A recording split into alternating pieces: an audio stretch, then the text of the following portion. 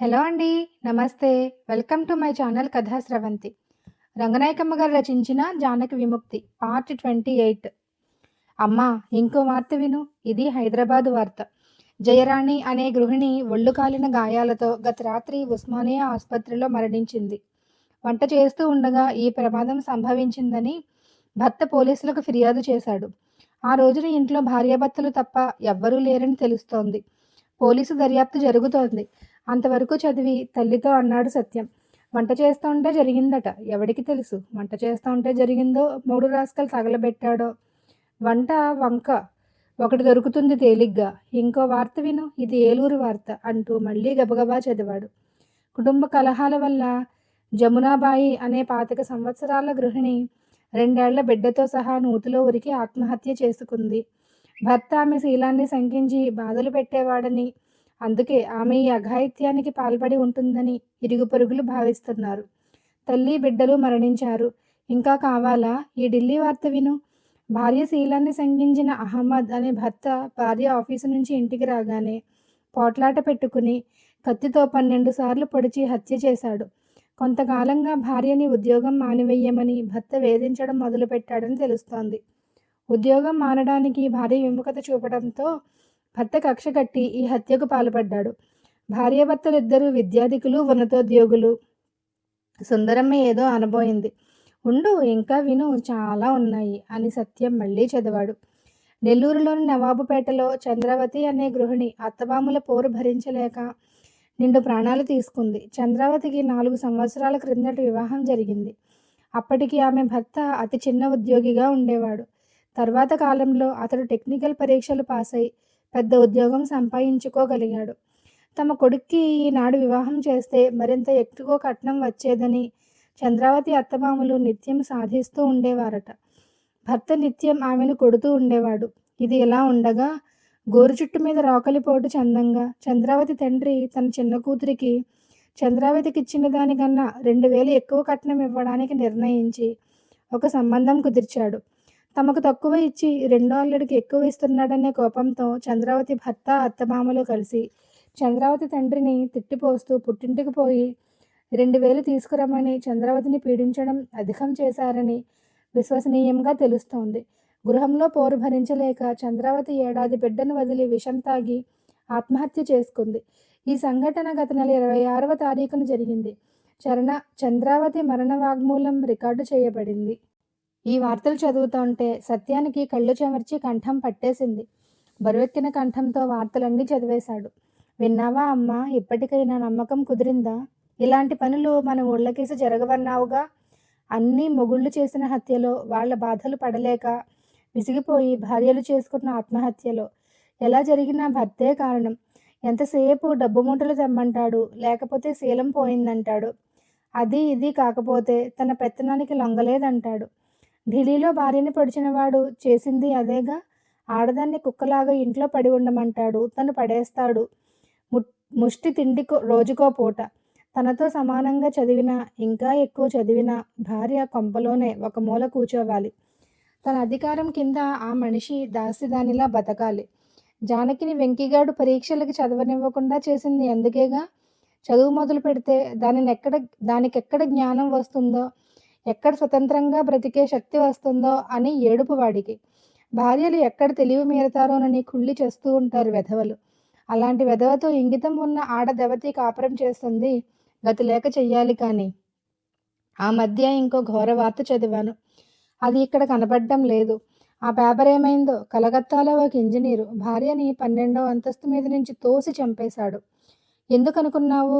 ఏదో వజ్రాల ఉంగరం ఇవ్వలేదట వాడికి.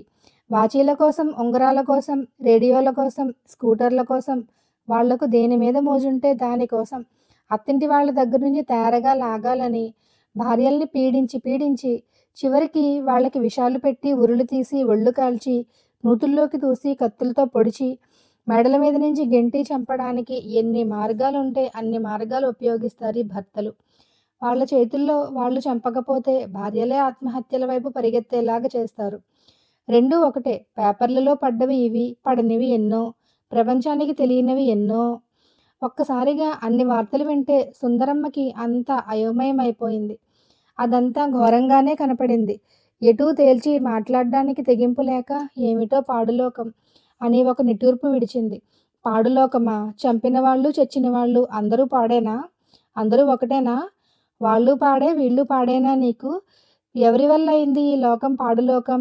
ఈ భర్తలు, అత్తలు, నీలాంటి తల్లులు లేకపోతే ఈ లోకం ఏమీ పాడులోకం కాదు. చాలా సుందరలోకమే అని తల్లిని నిర్మొహమాటంగా చీత్కరించాడు సత్యం. సుందరమ్మ మాట్లాడలేదు. సత్యం గట్టిగా అన్నాడు. ఈసారి జానకి మళ్ళీ వెళ్ళిందంటే ఎంతో కాలం బతకదని నీకు బాండ్ కాగితం మీద రాసి ఇస్తాను. 6 నెలల క్రిందట అది పెద్ద విరక్తితో ఉత్తరం రాస్తే గట్టిగా చివాట్లు పెడుతూ జవాబు రాశాను. ఇప్పుడైతే ఎవరి చివాట్లు పని చెయ్యవు. ఇప్పటిదాకా చదివిన శుభవార్తల్లాంటిదొకటి మన పిల్ల గురించి కూడా చదువుకుంటాం రేపు. జానకనే అమ్మాయి తల్లి పుట్టింట్లో ఉండనివ్వక విరక్తితో ప్రాణం తీసుకుందనో, మొగుడు కిరసనాయలు పోసి తగిలిబెడితే తల్లి నోరు మూసుకుని ఊరుకుందనో తొందరలోనే ఆంధ్రదేశం ఒక వార్త చదువుతుంది. నీ ధర్మమా అని. ఎలా జరిగినా పర్వాలేదనుకుంటే మళ్ళీ వెళ్ళమని చెప్పు. దాని ఆయుష్ సమాప్తం చేయటానికి కంకణం కట్టుకున్నావు కదా నువ్వు. సుందరమ్మ చాలాసేపు నోరు మెదపలేకపోయింది. తను చేసిన తర్కంతో చూపించిన రుజువులతో తల్లికి పూర్తిగా జ్ఞానోదయం కలిగి ఉంటుందని సత్యం నిర్ధారణ చేసుకుంటూ ఉండగా తల్లి హఠాత్తుగా ఒక మాట అంది. వాళ్ళకా వెండి పళ్ళెం చేయించి పడేస్తే ఈ గోలలన్నీ వచ్చేవి కాదు. సత్యం స్తంభించిపోయాడు. అవధులు లేని ఆ మూర్ఖత్వానికి తల్లి మొహం మళ్ళీ చూడకుండా పేపర్లన్నీ సర్దేయడం మొదలుపెట్టాడు. జానకి స్నానం చేస్తున్నంతసేపు తల్లి అన్న ఏదో ఘర్షణ పడటం వింటూనే ఉంది. తన గురించేననుకుంది. లోపలికొచ్చి తల తుడుచుకుంటూ ఆందోళనగా వాళ్ళ దగ్గరికొచ్చింది. పేపర్ల కట్టలు కడుతున్నాడు సత్యం. ఎందుకు ఇవన్నీ తీశావు అంది. అమ్మకి కొన్ని వార్తలు చదివి వినిపించాలే అని కట్టలు కట్టడం పూర్తి చేస్తూ, జానకి నీ అభిప్రాయం ఏమిటో తేల్చి చెప్పెయ్యి. ఎన్నాళ్ళీ గొడవ ఇంట్లో? ఏదో ఒక నిర్ణయానికి వచ్చేయాలి మనం. అస్తమాను ఇలా పోట్లాడుకోవటానికి వీల్లేదు అన్నాడు గట్టిగా. జానకి తెల్లబోతూ ఏం చెప్పాలి అంది. నీకు వెండి పళ్ళెం చేయించి ఇచ్చేస్తే ఇలా జరిగేది కాదట. నీ అభిప్రాయం కూడా అంతేనా? వెండి పళ్ళెం ఇస్తే నీకు అతనికి గొడవలేం ఉండేవి కావా అన్నాడు గబగబా. ఛీ, ఎవరన్నారు అలాగా? మొదట్లో ఎప్పుడో తెలియక అలాగనుకున్నాను. కానీ తర్వాత నా తప్పు నాకే తెలిసింది. వెండి పళ్ళెం కోసం ఏడ్చేవాళ్ళు అది వచ్చాక ఇంకో దానికోసం ఏడుస్తారు. ఆశకి అంతెక్కడుంటుంది? అమ్మ అనుకుంటే అనుకోమను. దానికి నేనేం చేస్తాను? నేనేం చేస్తానంటే కాదు, అమ్మతో వివరంగా మాట్లాడు. నువ్వెందుకొచ్చేశావో చెప్పకపోతే యువతల వాళ్ళకేం తెలుస్తుంది? నువ్వు చెప్పినా ఆ గొడవలు వినాలని నాకైతే లేదు, కానీ అమ్మకి చెప్పాలిగా. జానకి చాలా అవమానపడ్డట్టు చూస్తూ చెప్పాగా పొద్దున్న. ఇంకేం చెప్పాలి? 8 నెలల క్రిందట అతను రమ్మనగానే వెళ్ళానంటే ఉందామని వెళ్ళానా? వదిలేద్దామని వెళ్ళానా? ఆ వాళ్ళ నన్ను వద్దంటే మానానా? నాకిష్టమైంది వెళ్ళాను. ఇప్పుడు నాకిష్టం లేదు వచ్చేశాను. ఎందుకు వచ్చేశావో నా సంగతులన్నీ మీ ముందు పంచిపెట్టి చెప్పుకోవాలా? లేకపోతే ఉండనివ్వరా నన్ను? చెప్పు చెప్పు అని పట్టుకున్నారేమిటి? ఇంకేం చెప్పాలి? చెప్తే నా మాటలు నచ్చుతాయా అమ్మకి? అంత మాత్రానికే బయటికొస్తావా అంటుంది. ఎంత పెద్ద కారణం చెప్పినా అంత మాత్రంగానే ఉంటుంది తనకి. అలాంటి మనిషికి చెప్పేదేమిటి? గంట నుంచి వాదిస్తున్నట్టున్నావు. ఎంత ఒప్పించగలిగావు? అక్కర్లేదు. నేనెవరికీ చెప్పక్కర్లేదు. అతని దగ్గరికి మాత్రం నేను జన్మలో వెళ్ళను. అంతకన్నా చెప్పేదేం లేదు. విరబోసుకున్న జుట్టుతో నించుని ఆవేశంతో ఊగిపోతూ మాట్లాడుతోంటే ఎవరో కొత్త మనిషిలాగా కనపడింది జానకి, తల్లికి, అన్నకి కూడా.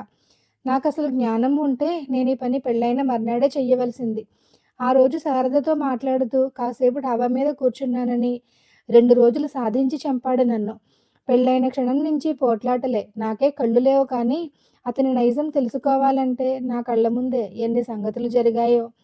24 గంటలు ఏదో ఒక సాధింపు కోసం చూస్తూ ఉంటాడు.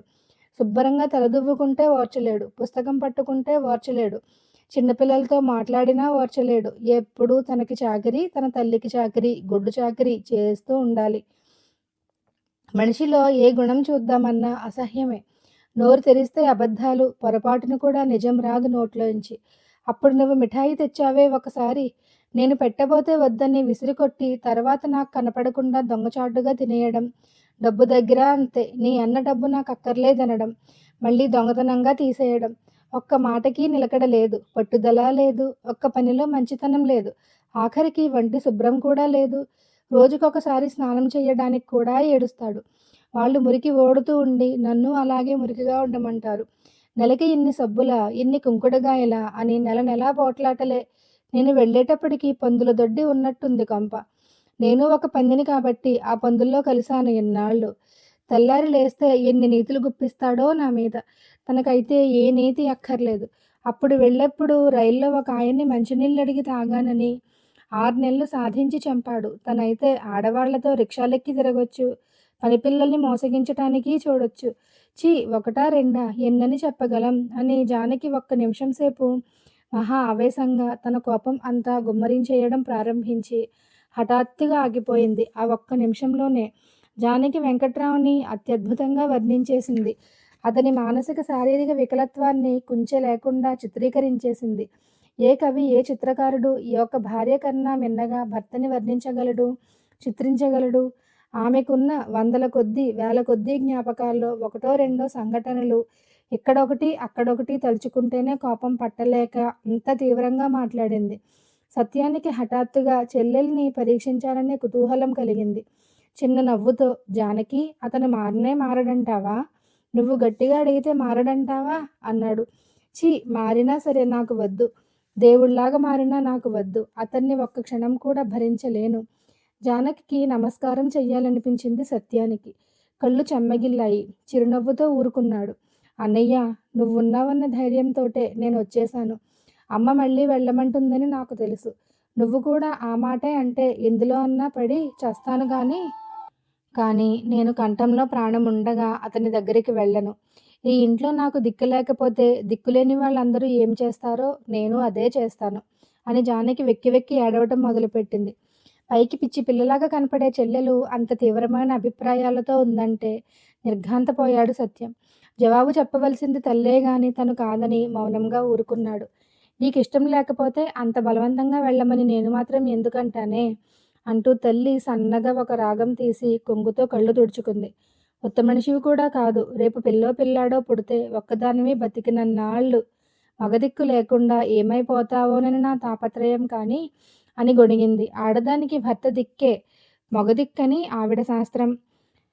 జానకి తల్లి మాటలకి ఎదిరించుకుంటూ నాకక్కర్లేదు అతని దిక్కు. నా పిల్లని నేనే పెంచుకుంటాను. చదువుకుని ఏదో ఒక పని చేసుకుని నా బతుకు నేనే బతుకుతాను అంది పట్టుదలగా. తల్లి మారు మాట్లాడలేకపోయింది. సత్యం మొహం సంతోషంతో వెలిగిపోయింది.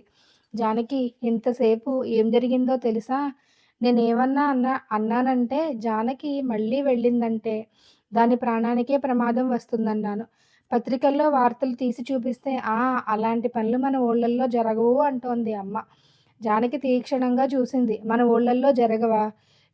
ఎందుకు జరగవు?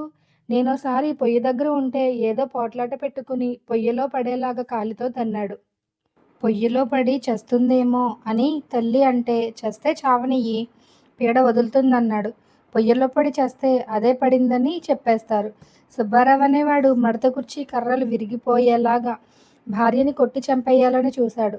ఆ సుబ్బారావు వీడికి పెద్ద గురువు. వాడు చేసిన పని వీడు చెయ్యడని ఏమన్నా ఉందా? ఇప్పుడేమంటావు అని సత్యం తల్లిని కోపంగా అడిగాడు. తల్లి కిక్కురుమన లేదు. జానకి మళ్ళీ అంది. చంపుతాడనే భయంతో కాదు నేను వెళ్ళననేది. చంపకపోయినా సరే అతని మొహం చూడ్డం అంటేనే అసహ్యం పుట్టేసింది. అతని మాటలు, చేష్టలు, అతని బుద్ధులు. ఇప్పుడైతే ఒక్కటి కూడా ఓర్చుకోలేను. ఆ వెధవని ఓర్చుకునే కర్మేమిటి నీకు? నీకు సహాయంగా నేనున్నాను. నిన్నర్థం చేసుకోకుండా మాట్లాడే మనిషి తల్లైనా, తండ్రైనా, దేవుడైనా లెక్క చెయ్యక్కర్లేదు. నువ్వు ఉండడం అమ్మకి ఇష్టం లేకపోతే మనిద్దరం వేరే ఉందాం. మన అభిప్రాయాలు పనికిరాని వాళ్ళు మనకి దూరంగా ఉంటారు. ఇక వాడి సంగతి పూర్తిగా వదిలేయి అన్నాడు సత్యం తల్లికి చురుకు తగిలేలాగా. మీ ఇద్దరికీ దూరంగా ఉండి నేను బాముకునేదేమిటి నాయనా అని మూలిగింది తల్లి. బాముకోవాలంటే చాలా బాముకోవచ్చు. కూతుర్ని పోరి పోరి కాపురానికి పంపిందని బంధువుల్లో బోలెడు కీర్తి బాముకోవచ్చు అని సత్యం నిర్మొహమాటంగా జవాబిచ్చాడు. సుందరమ్మకు పుట్టెడు దిగులు పడుతూ తనకి తనే చెప్పుకున్నట్టు మాట్లాడడం సాగించింది. 20,000 కట్నం పోసాం. ఒకటి కాదు, రెండు కాదు, 20,000. పెళ్లి ఖర్చు బోలెడయింది. బోలెడు బట్టలు, బోలెడు సామాన్లు. అన్నీ అప్పజెప్పేశాం. ఇవాళ పిల్ల గుడ్డ ముక్కలు కూడా లేకుండా మూడులా నిలబడింది అంటూ బొటబొటా కన్నీళ్లు కార్చింది. సత్యం కోపంగా అన్నాడు.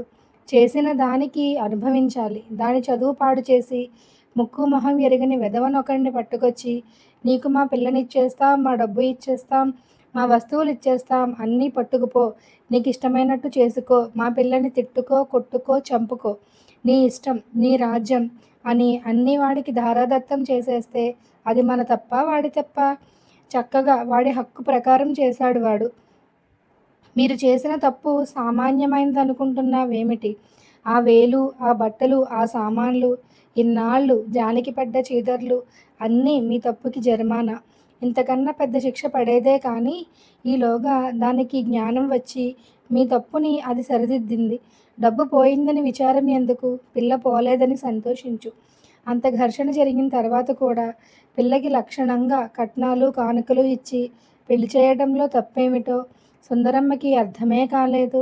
నోరు తెరిచి ఏ మాటంటే ఏమొస్తుందోనని మాట్లాడకుండా ఊరుకుంది. అప్పటికి ఎక్కడో బ్రహ్మాండమైన అడవి, పిట్టలు, పువ్వులు, జింకలు, లేళ్ళు స్వేచ్ఛగా అడివంతా ఎగురుతూ, దూకుతూ, గాలిలో ఊగుతూ వేటి ఉత్సాహం అవి ప్రదర్శిస్తున్నాయి. సత్యంతో పాటు అతని చుట్టూ 7-8 మంది సహచరులున్నారు. వాళ్ళల్లో శాంత, ఉష, శారద కూడా ఉన్నారు.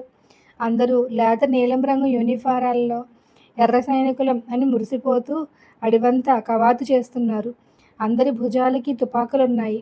అందరూ స్టడీ సర్కిల్కి సంబంధించిన వాళ్లే. 2 ఎర్ర సైనికులు దూరం నుంచి వెంకట్రావుని లాక్కొస్తున్నారు. అతను వెనక్కి నిగడదన్ని అడుగు కదపడానికి మొరాయిస్తున్నాడు. అతని ఎత్తులు సాగనివ్వకుండా బరబరా లాక్కొచ్చి సత్యం ముందు నించోబెట్టారు అతన్ని ఎర్ర సైనికులు. కామ్రేడ్, విచారణ ప్రారంభించు అని సత్యం శాంత వైపు చూశాడు. అలాగే కామ్రేడ్ అంటూ శాంత 2 మీటర్ల పొడుగున్న కాగితం ఒకటి యూనిఫారం జేబులో నుంచి బయటకు లాగి దాన్ని ఒకసారి సాపు చేసి చదవడం ప్రారంభించింది. వెంకట్రావు అనే ఇతను జానకి అనే అమ్మాయి విషయంలో చేసిన ఘోర నేరాలు ఇవన్నీ. కట్నం లాగాడు, కానుకలు లాగాడు, అవి చాలలేదని, వెండి పళ్ళెం ఇవ్వలేదని పెద్ద కంఠంతో ఏడుపు ప్రారంభించాడు. పెళ్లితంతు ముగిసిన దగ్గర నుంచి భార్య ఆత్మని, దేహాన్ని తినేయడం ప్రారంభించాడు. భార్యని అనేక వేల సార్లు తిట్టాడు, అనేక డజన్ల సార్లు కొట్టాడు. ఆమెని ఎడుగడుగున ఘోరంగా అవమానాలు చేసి గాయపరిచాడు. ఆమెని వంటకి, ఇంటికి కట్టిపడేశాడు. భార్య చాకరీ చేయటానికి పుట్టినట్టు, తను చేయించుకోవడానికి పుట్టినట్టు తను నమ్మి ఆమెను కూడా నమ్మమన్నాడు. బయట కష్టపడిపోయి వస్తున్నాననే వాదంతో నిద్రలేచింది మొదలు మళ్ళీ నిద్రలేచే వరకు ఇంట్లో ఇక్కడ పుల్ల తీసి అక్కడ పెట్టకుండా భార్యని 1,00,000 పనుల మీద తిప్పుతూ 3 ఏళ్ళు అడ్డగాడిదలాగా తిరిగాడు. ఒకవేళ జానకి ఇతని దగ్గరే ఇంకో 50 ఏళ్ళు పడి ఉంటే ఆ 50 ఏళ్ళు కూడా అడ్డగాడిదలాగే తిరిగేవాడు. ఒక్కనాడు కూడా తన మంచినీళ్లు తను ముంచుకోలేదు. తన ఎంగిలి పళ్ళెం తను తీసుకోలేదు. తన పక్క బట్టలు తను పరుచుకోలేదు, తిరిగి మడుచుకోలేదు. భార్యకి అనారోగ్యంగా ఉన్న రోజుల్లో కూడా ఆమెకి విశ్రాంతి లేకుండా ఆమెతో చాకరీ చేయించాడు. పైగా ఆమె చేసిన ప్రతి పనికి వంకలు పెడుతూ అది బాగోలేదని, ఇది బాగోలేదని, వంటలో అది తక్కువైందని, ఇది ఎక్కువైందని పూట పూట తిడుతూ మింగడం మాత్రం ఏ పూట తగ్గించలేదు. విద్యని అభివృద్ధి చేసుకుంటానని భార్య అంటే ససేమిరా వల్ల కాదన్నాడు. సాహిత్యం చదవడానికి వీల్లేదన్నాడు. చలం పుస్తకాలు ముట్టరాదన్నాడు. అన్నకి ఉత్తరాలు రాయరాదన్నాడు. అన్న రాస్తే చదవరాదన్నాడు. భార్య తన బానిస అని, తను యజమానినని విర్రవీగుతూ ప్రతి నిమిషం ఆమె మీద పెత్తనాలు చలాయిస్తూ తనకు నచ్చే పనులే ఆమె చేసి, తనకు నచ్చే మాటలే మాట్లాడి, తనకు నచ్చే నడకలే నడిచి, తనకు నచ్చే బతికే ఆమె బతకాలన్నాడు. భార్య ఎక్కడ తెలివి మీరుతుందోనని ఎప్పటికప్పుడు కుళ్ళు నీతులు వల్లించి ఎల్లకాలం ఆమెని అధోగతిలో ఉంచాలని ప్రయత్నించాడు.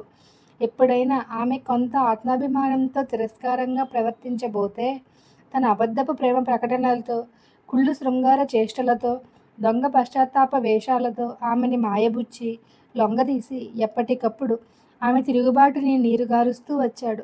క్షణకాలమైన సంతోషం ఎరక్క జీవితంలో ఆనందం పూర్తిగా నశించి లోకం అంతా శూన్యంగా తోచి ఆత్మహత్య చేసుకోవాలన్నంత ఘోర విరక్తి ఆమెకు కలిగేలాగా ఆమెను నిరాశ నిస్పృహల్లోకి తోసేశాడు. ఆ రకంగా కామ్రేడ్ శాంత ఆ పట్టీలో 116 నేరాలు చదివింది. చదవడం ముగించి, ఏం చెప్పుకుంటావు వీటికి అని వెంకట్రావుని తీక్షణంగా చూసింది. ఆ కాగితం అతని మొహం మీద ఆడిస్తూ, ఇవన్నీ నన్ను అడగటానికి మీరెవరు అన్నాడు వెంకట్రావు తలెగరేస్తూ. మేం ఎవరా? కమ్యూనిస్టులం, ఎర్ర సైనికులం. స్త్రీలను పీడించే నీలాంటి భర్తల్ని ప్రజా కోర్టు గీడ్చి విచారిస్తాం అన్నారు కమ్యూనిస్టులంతా ఏకకంఠంతో, ప్రకృతి ప్రతిధ్వనించేలాగా. విచారించి ఏకీలు కాకీలు ఊడదీస్తాం అన్నాడు సత్యం మళ్ళీ ప్రత్యేకంగా. కమ్యూనిస్టుల చూపుల్లో తీవ్రత్వం, కంఠాల్లో గాంభీర్యం చూసి అదిరి వెంకట్రావు వణుకుడు ప్రారంభించాడు. చెప్పు జానకి, అర్ధరాత్రి పూట ఎందుకొచ్చేసింది? తిన్నగా చెప్పు జవాబు అని గద్దించాడు మోహన్. డొంక తిరుగుళ్ళు పనికిరావు. మా దగ్గర డొంకలు పట్టుకు తిరిగి మా టైం వేస్ట్ చెయ్యకు. తిన్నగా జవాబులు చెప్పు అని హుంకరించాడు ప్రభాకర్. చెప్పవేం జానకిని అర్ధరాత్రి పూట బయటికి ఎందుకు గెంటావు? ఎర్ర సైనికులు అన్ని వైపులా నుంచి గర్జించారు. ఒక పక్క వణుకు ఎగరేస్తోన్న నేలని గట్టిగా తన్నిపెట్టి మొహం బింకంగా పెట్టి నించున్నాడు వెంకట్రావు. నేను గెంటలేదు, అదే వెళ్ళిపోయింది అన్నాడు మళ్ళీ తలెగరేస్తూ. అదా, అది అంటావా జానకిని? నిన్నెప్పుడైనా వాడు అందా జానకి? జానకి గారు అను. జానకి గారు వెళ్ళిపోయారు అను అని హుంకరించాడు సత్యం. ఇది మరీ బాగుంది. పెళ్ళాన్ని ఇది అది అనక ఏమంటారు? ఆడది మగాడు సమానమా అని మూడోసారి తలెగరేశాడు వెంకట్రావు. సత్యం తన పక్కనే ఉన్న శారద వైపు కోపంగా చూస్తూ, కామ్రేడ్ చూస్తూ నుంచుంటావేం? ఇంతసేపా? ఎలా సహిస్తున్నావా వాగుళ్ళు, ఆ తల ఎగురుళ్ళు అని ఒక అడుగు వెనక్కి తప్పుకున్నాడు. నేనా సహించేది కామ్రేడ్ అని శారద ఆ అడుగు ముందుకొచ్చి చేతిలో తుపాకీ వెంకట్రావుకి గురిపెట్టింది. దేవుడి నమ్మకాలున్నాయా నీకు? అదేదో చూసుకో అని ఘాటైన చూపొకటి చూసింది. ఏంటి, చంపేస్తారా నన్ను అని తెల్లబోతూ గజగజ వణికాడు వెంకట్రావు. మరి తుపాకీతో ఏం చేస్తారనుకున్నావు అంది ఉష కోపంగా. ఫోటో తీస్తారనుకున్నాడేమో అని నవ్వాడు హరి. వెంకట్రావు ఒక పక్క వణుకుతూ ఉన్నాడు, ఒక పక్క తలగరేస్తూనూ ఉన్నాడు. అసలు వణుకుడు వల్లే తలగరేస్తున్నాడో ఏమో. నన్ను చంపే హక్కు ఎవరిచ్చారు మీకు అనేసి దడదడ గజ గజ వణికాడు. జానకిని కొట్టే హక్కు ఎవరిచ్చారు నీకు అని కమ్యూనిస్టులు ఒక్కొమ్మడిగా గర్జించారు. అది ఒకరివ్వాల భార్యని కొట్టడం భర్త జన్మ హక్కు అయితే, ఇది ఒకరివ్వాలా ఆ భర్త షూట్ చేయటం కమ్యూనిస్టుల జన్మ హక్కు అని ఈసారి అందరూ తుపాకుల మీదకి మొహాలు తిప్పారు. అయ్యయ్యో, వద్దొద్దొద్దొద్దు, చంపకండి చంపకండి, మీరు చెప్పినట్టు వింటాను అని బేర నరిచాడు వెంకట్రావు. చంపేది మేం కాదురా మూర్ఖుడా, చంపతగ్గంత ఘోర నేరాలు చేసి నీ చావు నువ్వే తెచ్చుకున్నావు. అయ్యో, అంత పెద్ద నేరాలు చెయ్యలేదు నేను. ఒట్టు తల్లి తోడు సరస్వత్తోడు అని మళ్ళీ బేరమన్నాడు వెంకట్రావు. నీ నేరాలు పెద్దవో చిన్నవో నిర్ణయించేది నువ్వు కాదురా, మేము. నీ దృష్టికి భార్యని కొట్టడం నేరమే కాదు, అది నీ జన్మ హక్కు. నీ చట్టాలు నీ కోర్టులు ఇక్కడ నడవ్వు. నై చల్తా, నోరు మూసుకుని మేము అడిగే ప్రశ్నలకు జవాబులు చెప్పు. నీ నేరాలు ఎందుకు కావో ఆర్గ్యూ చేసుకో, అందులో వైరుధ్యాలు చూపిస్తాం. చెప్పు, అర్ధరాత్రి జానకిని ఎందుకు గెంటేశావు? నేను గంటలేదండి, తల్లి తోడు. అది కాదు, జానకి గారే వెళ్ళిపోయారండి. ఒట్టండి, జానకి గారే పరిగెత్తుకు వెళ్ళిపోయారండి. కావాలంటే జానకి గారిని అడగండి, ఆవిడెప్పుడు అబద్ధాలు ఆడరండి. నువ్వు ఆడతావా అబద్ధాలు? అబ్బెబ్బే, నేను ఆడనండి. సరే, జానకే వెళ్ళిపోయిందని ఒప్పుకుందాం. ఎందుకు వెళ్ళిందంటావు అంత అర్ధరాత్రి? నువ్వెంత ఘోరమైన పరిస్థితి కల్పిస్తే వెళ్ళి ఉంటుంది. ఇంట్లో నిలబడ్డానికి వీల్లేని పరిస్థితి ఏదో కల్పించావు. చెప్పు. అబద్ధాలు చెప్పావంటే చూసావుగా తుపాకీ. నోరు తెరిస్తే అబద్ధాలు ఆడతావని జానకి చెప్పిందిలే. ఎర్ర సైనికుడు తుపాకీకి అబద్ధాలంటే పరమాసహ్యం తెలుసా? నిజం చెప్పు. అది కాదండి, నేనేమోను అప్పుడు కొంచెం కాళ్ళు నొప్పొస్తేను కాసేపు కాళ్ళు నొక్కమన్నానండి. అప్పుడేమోను. ఎవరిని? జానకినా? కాళ్ళు నొక్కమన్నావా? కామ్రేడ్ శాంత, ఈ నేరం నోట్ చేయి అని అరిచాడు సత్యం. చేసేశాను కామ్రేడ్ అని శాంత అప్పటికే రాసేసి తలెత్తి వెంకట్రావుని తీక్షణంగా చూసింది. అప్పుడు టైం ఎంత? సరిగ్గా చెప్పు. అబద్ధం చెప్తే జానకిని అడిగి తెలుసుకుంటాం. అబద్ధాలు చెప్పడం మా కోర్టుల్లో చాలా పెద్ద నేరం. అబద్ధాలు చెప్పి నీ నేరాలు లిస్టు పెంచుకోకు. జానకిని కాళ్ళు నొక్కమన్నప్పుడు టైం ఎంత అంటూ శాంత వెంకట్రావు మొహం ముందు పెన్ను ఆడించింది. సత్యం అడ్డొచ్చి, అదేం ప్రశ్న, టైముతో ఏం సంబంధం, తక్కువ టైంలో అయితే కాళ్ళు నొక్కించుకోవచ్చా అని శాంత మీద మండిపడ్డాడు. రోజంతా అడ్డగాడిదల్లా తిరిగి కొంపలికి రాగానే నానా పెంటలు తొక్కిన ఆ కాళ్ళు పెళ్ళాల ఒళ్ళల్లో పెట్టి, దొంగరాస్కెల్స్, కాళ్ళు నొక్కాలా, పీక నొక్కాలి, టైంతో సంబంధం లేదు, నేను ఒప్పుకోను. టైం తక్కువైతే వాడి నేరానికి శిక్ష తక్కువ అవుతుందా, లేకపోతే వాడు చేసింది నేరమే కాకుండా పోతుందా? కామ్రేడ్ శాంత, నీ ప్రశ్నని విత్డ్రా చేసుకోవాలి వెంటనే, శాంత చిరునవ్వుతో చెప్పుకొచ్చింది. కామ్రేడ్ సత్యం, శాంతంగా ఉండు. టైం తగ్గితే శిక్ష తగ్గదు. భార్యని కాళ్ళు నొక్కమన్న నేరానికి ఉండవలసిన శిక్ష అంతా ఎలాగూ ఉంటుంది. దానికి తోడు రాత్రి 9 దాటిపోయాక భార్య నిద్రపోవలసినప్పుడో, భార్య అనారోగ్యంగా ఉన్నప్పుడో, ఆమెకి అయిష్టత ఉన్నప్పుడో కాళ్ళు నొక్కమని పీడించిన నేరానికి మరింత పెద్ద శిక్ష పడుతుంది. అందుకే టైం కనుక్కుంటున్నాను. వెంకట్రావు తెల్లబోయి చూస్తున్నాడు. ఏంటి, పెళ్ళాన్ని కాళ్ళు నొక్కమనటం నేరమా? దానికి శిక్ష వేస్తారా? శ్రీ మహావిష్ణువు దగ్గర లక్ష్మీదేవి ఎప్పుడు పాదాలు ఒత్తుతూ కూర్చుంటుందే? అది చూస్తాం. నీ సంగతయ్యాక వాణ్ణి కూడా లాక్కొస్తాం. ముందు నీ పని కానియ్యి. దేవుణ్ణి లాక్కొస్తారా, మహావిష్ణువుని? కమ్యూనిస్టులకు అసాధ్యమైనది ఏదీ లేదురా మూర్ఖుడా. భార్యను జీవితమంతా పాదాల దగ్గర కూర్చోబెట్టిన వాణ్ణి మా కోర్టులోకి లాక్కురాక ఊరుకోమంటున్నావా? వాణ్ణి శేషతల్పం మీద నుంచి లేవదీసి నించోబెట్టి షూట్ చేసి పారేస్తాం. లక్ష్మి వాడి పాదసేవ నుంచి బంధ విముక్తురాలై కమ్యూనిస్టై తుపాకీ పట్టుకుని మా సైన్యంలో చేరిపోతుంది. ఆ మాటలు అంటుంటే సత్యానికి కోపానికి పెరిగిపోయి, కామ్రేడ్స్, వీడిని విచారించేదేమిటి, టైం వేస్ట్, షూట్ చేసి పారేద్దాం. కాళ్ళు నొక్కాల, కాళ్ళ మీద షూట్ చేసి పారేద్దాం అని తుపాకీ తీశాడు. ఆగు కామ్రేడ్ అని శాంత అరిచింది. నీ దుందుడుకు చేష్టలు నేను ఒప్పుకోను. విచారణ క్షుణ్ణంగా జరగాలి. అతని ఆర్గ్యుమెంట్ మనం విని తీరాలి. లేకపోతే కమ్యూనిస్టులు అన్యాయంగా ప్రవర్తిస్తారనే నింద పడుతుంది మన మీద. కమ్యూనిస్టు సిద్ధాంతాన్ని విమర్శల పాలు చేసే చేష్టలు ఏవి నేను ఒప్పుకోను అంది మండిపడుతూ. మేము ఒప్పుకోం అని మిగతా వాళ్ళంతా అరిచారు. శాంత చెప్పిందే కరెక్ట్. విచారణ న్యాయంగా జరిగి తీరాలి. సత్యం అతివాద ధోరణి ప్రదర్శిస్తున్నాడు. అతను వెంటనే అతను తొందరపాటు క్షమాపణ చెప్పుకోవాలి అని పట్టుబట్టారు. సత్యం ఒక చిరునవ్వుతో తన తప్పిదం ఒప్పేసుకున్నాడు. కామ్రేడ్స్, నన్ను క్షమించండి. ఈ భర్త అనేవాణ్ణి నా కళ్ళ ముందు ఎంతసేపు భరించలేక తొందరపడ్డాను. ఇక నుంచి శాంతంగా ఉండటానికి ప్రయత్నిస్తాను. కానివ్వండి మరి విచారణ తొందరగా. అదేదో తొందరగా కానివ్వండి అని తనే విచారణకు ఉపక్రమిస్తూ వెంకట్రావుని నిజం తుపాకీతో పేల్చలేక చూపుల తుపాకులతో చీల్చేస్తూ, ఏం జానకిని పొయ్యి ముందు కూర్చున్నప్పుడు కాలితో తన్నావంట? కాలితో తన్నడం ఒక నేరం. పొయ్యి ముందు కూర్చున్నప్పుడు తన్నడం ఇంకో నేరం. అది హత్యా నేరంతో సమానం. ఏం చెప్తావు వీటికి? తొందరగా చెప్పు అని గబగబా ప్రశ్నల వర్షం కురిపించాడు. వెంకట్రావు దడదడా వణుకుతూ పళ్ళు టకటకా కొట్టుకుంటూ చెప్పుకున్నాడు.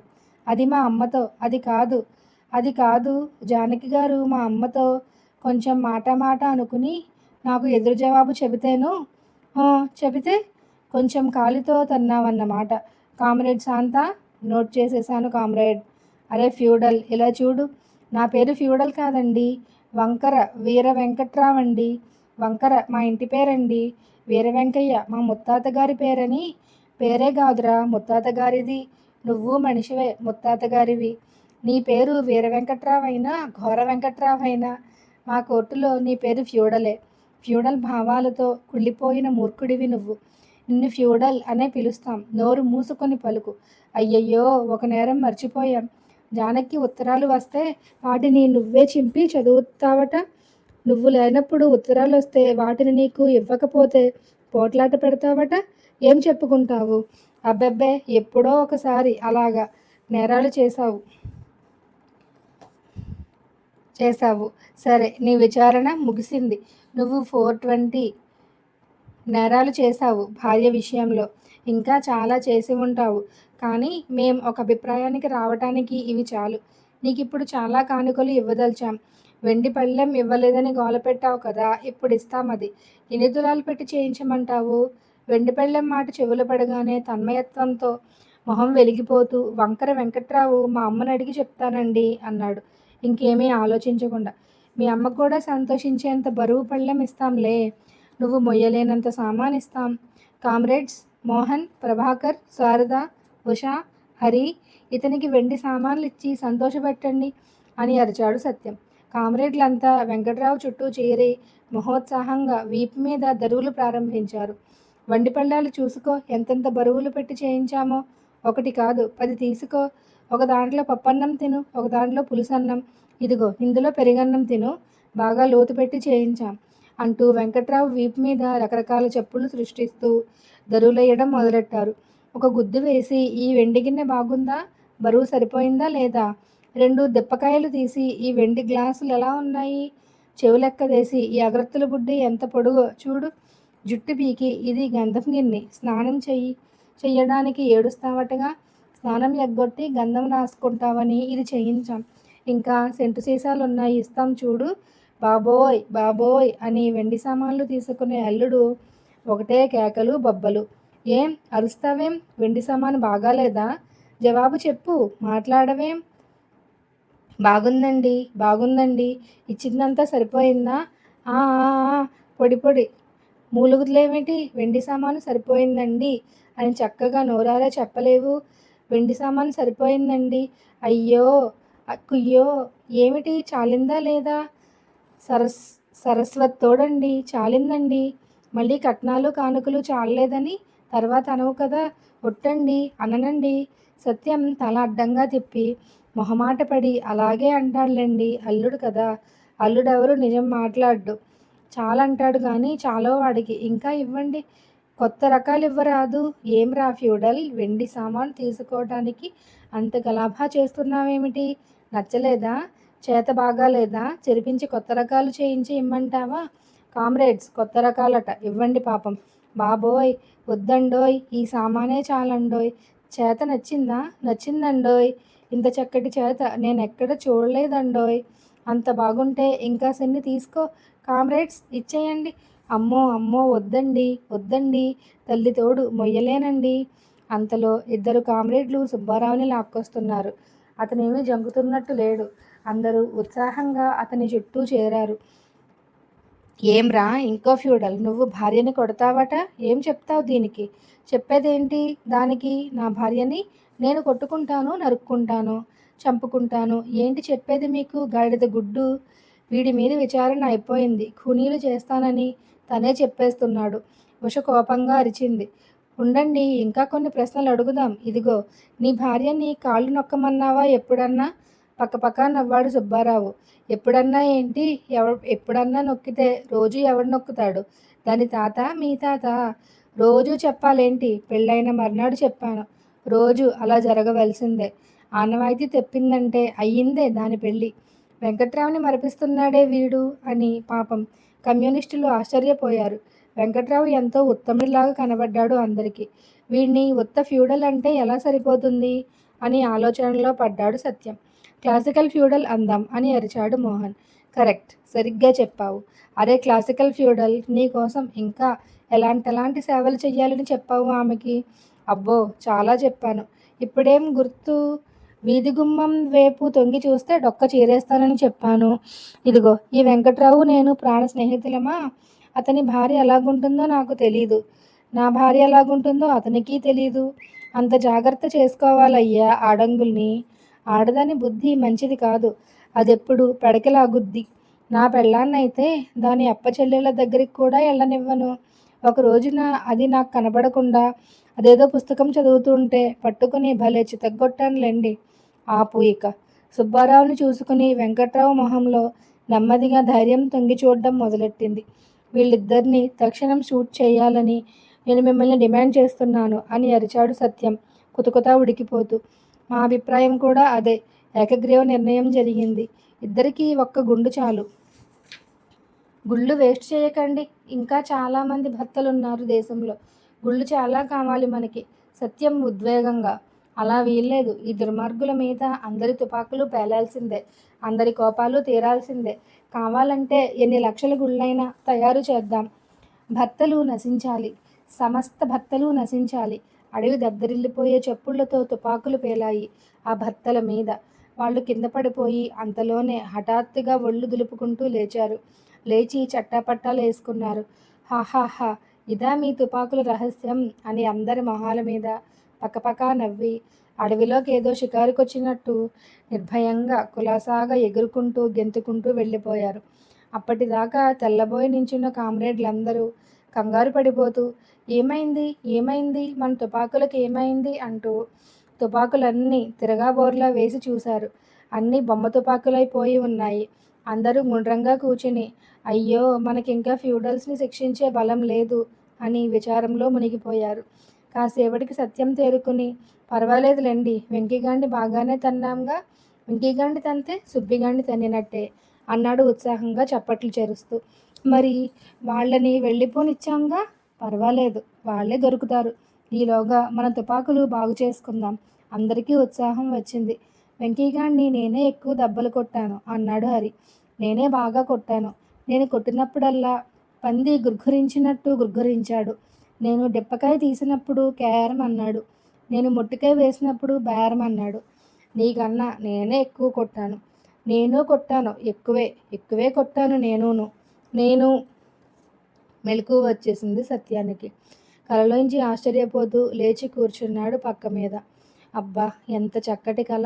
వెంకట్రావుల్ని ప్రజాకోర్టులో విచారించడం, ఆహా ఎంత సంతోషం! వేసే కళ. రాత్రి పడుకునేదాకా జానకి చెప్పిన మాటలే తలుచుకుని ఉడికిపోయాడు. వాణ్ణి 10 మందిలోకి ఈడ్చుకొచ్చి అడిగేదేమిటి వెధవని, గన్స్తో షూట్ చేసి పారేయాలి అనుకున్నాడు కోపంగా. కల వస్తేనే ఇంత సంతోషంగా ఉందే నిజంగా. అలాంటి వాళ్ళని అలా నిలబెట్టి విచారించగలిగితే ఇంత మంచి కల వచ్చిందని శాంత వాళ్ళకి చెప్తే ఎంత సరదా పడతారో. కథ కొనసాగుతుంది. మరిన్ని మంచి కథల కోసం please like, share and subscribe my channel.